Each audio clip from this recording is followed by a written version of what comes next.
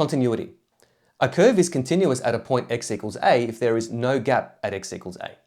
So for example, the hyperbola y equals 1 over x minus 1 has a discontinuity. In other words, it's not continuous at x equals 1 as the function is not defined for x equals 1.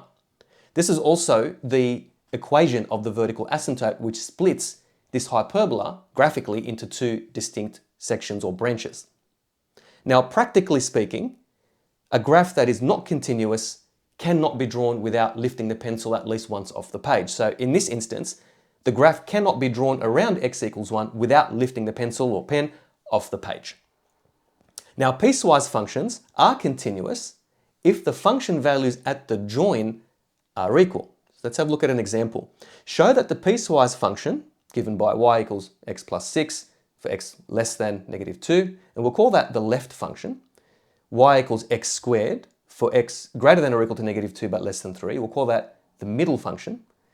And then y equals negative 2x plus 10 for x greater than or equal to 3, and we'll call that the right function.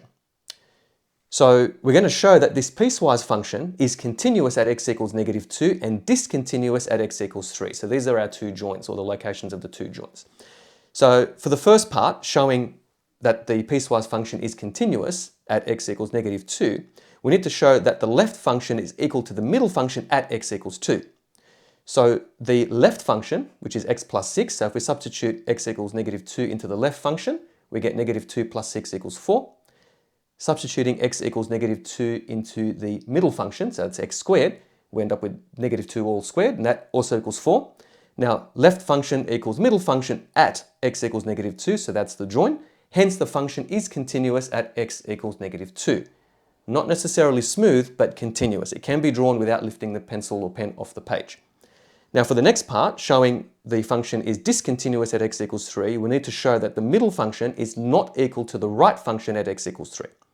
So the middle function, that's x squared, so 3 squared is equal to 9.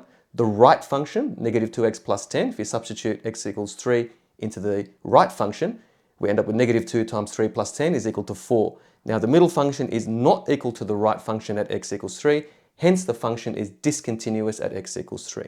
Now the importance of continuity is that it is one of the conditions of differentiability, which we will talk about later.